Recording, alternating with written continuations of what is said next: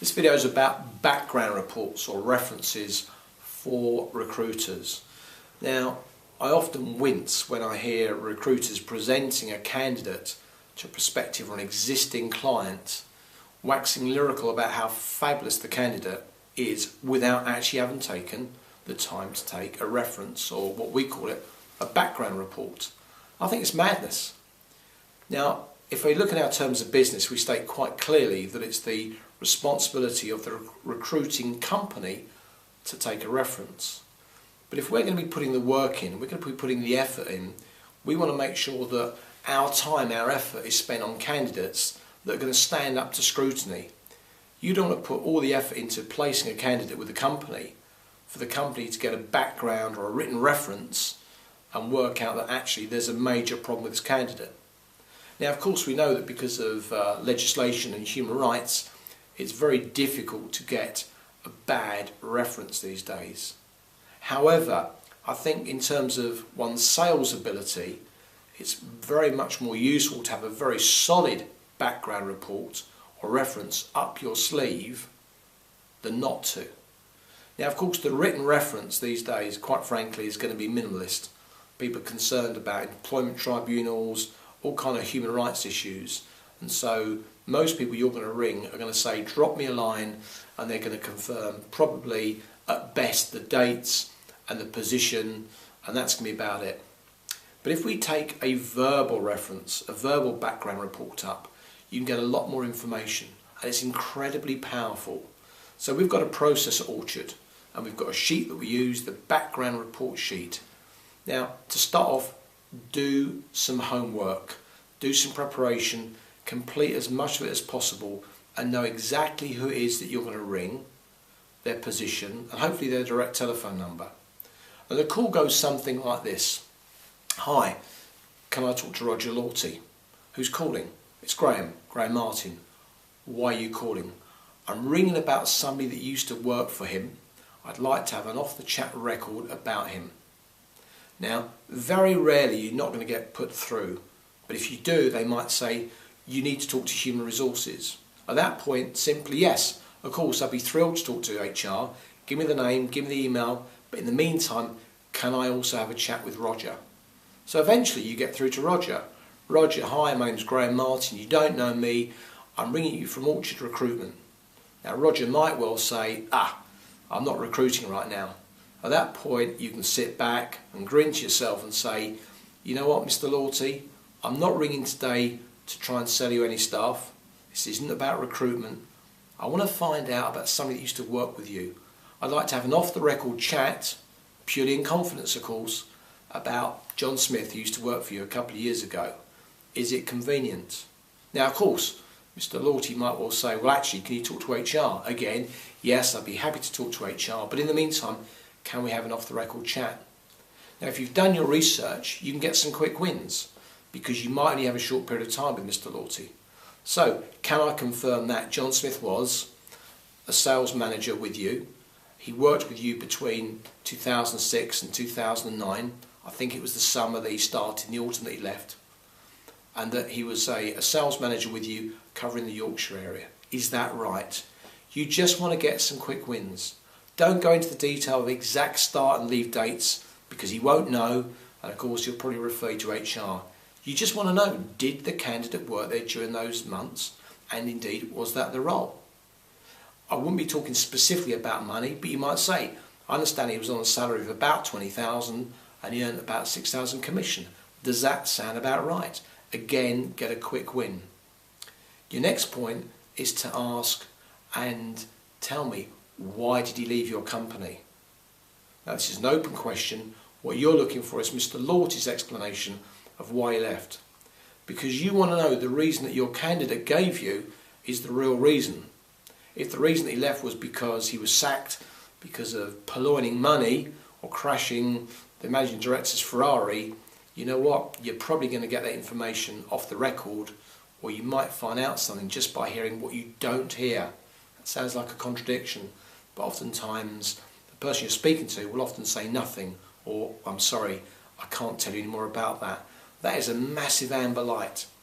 But if Mr. Lawty says, well, actually the reason he left was because he went travelling, or he joined a competitor, or he had a much bigger offer of money from somebody else, great, that adds to the credibility of your candidate. And then I'd be saying, Mr. Lawty, can you give me a grade out of 10? How would you grade them? And if he gives you a 9 or an 8, tell me, what would he have to do to have gotten a 10? Now Mr. Lawty might say, well actually I never really give a 10, I'd only ever give an 8 or a 9, so really it was a 9 out of 9. And the reason why you get this information very quickly is because, you know what, Mr. Lawty might well go off the phone there and then. And if he does, just say thank you very much, appreciate your time, and then you drop Mr. Lawty a comp slip a couple of days later, and just to say thank you. Remember, this is not a sales call. This is you clarifying and getting information about your candidate. But if you do find that Mr. Lawty's got more time to talk, well then you can go into a lot more detail. Ask open-ended questions. So, can you give me some information about how Mr. Smith performed? What would you say his timekeeping was like? What was he like under pressure? What was his communication style like? And you've got to tailor these questions specific to the individual role. So do some research, don't just rush into it. And at the end of this conversation, hopefully you will have written down verbatim lots of little quotations, pure gold in terms of your ability to sell your candidate. And also ask Mr. Lawty, the person that you're talking to, would you, should a position arise, rehire John Smith? Or you know, Mr. Lawty, if you would start your own business, would you hire John Smith yourself? And if he says yes, ask why, and again, write it down. I always like to find out towards the end of the conversation the view of the manager, the person you're speaking to, what the sickness record was like of the candidate that you're hoping to represent. Just get a high, a low or a very low, because for me one of the big things is if we've got a great candidate, we want to be able to explain that they've got a very, very low sickness record as well. So if you've got all that good information, you've got it down on paper, what are you going to do with it? Well, of course, this is a confidential conversation. But for as long as we've been using this process, if we've got a very positive background report, a great reference, I find that if I say to the person, give me the information, you know what, this is really good information. It sounds like John Smith was a really great candidate. Would you mind if I quote you? Even though this is a confidential conversation, I've never had a manager say, I'd rather you didn't. Of course, if you get a really bad background report and you were to ask that information, can I quote you? They're going to say no. Of course they are. But you know what? If you've got a bad background report, you're not going to submit them. So the issue doesn't come up. So if you've got great information and you ask their permission to quote them, do so. Get it down on paper.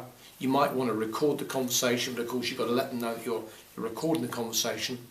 But for me, the easiest way is just write it down. And then you've got that pure gold. And then you can easily say, you know what, you're obviously a big fan of John Smith. Appreciate the opportunity to talk to you. Would you be interested in me giving you a call back to let you know exactly how John got on with his interviews we've got lined up over the next couple of weeks? Often if the referee, the person you got the information from, is a big fan, they'll say, yes, please keep me in the loop. So that is a good way of getting some really good information about your candidate. But it doesn't end there. If that is an organisation you think you can recruit for, you know what, don't make the mistake of actually turning into a sales call there and then. Drop them a compliment slip and a business card, say thank you very much. Maybe hook up with them on LinkedIn. Thank you for your time the other day, give me information about John Smith. I really enjoyed the opportunity to make contact with you. Can we link up on LinkedIn? And then 2-3 days after you've made that contact, either on LinkedIn or email, or maybe by sending them a comp slip or a little thank you card, ring up. And at this point you go through to the receptionist. Hello, can I talk to Roger Lawty, who's calling? It's Graham Martin, calling from Orchard. I spoke to him the other day about a candidate that used to work for him. Would you put me through? Now if you call that quickly afterwards, let's be clear, Mr. Lawty's going to be a bit surprised as to why you're ringing, because he gave you all the information. But this time you say, Roger, I hope you don't mind me calling you, but you know what, we were speaking the other day about John Smith, and it struck me that yours is the kind of organisation that I think I'd like to work with. You know, Mr. Smith's given me a lot of good information about your company. I wonder if we could have a dialogue.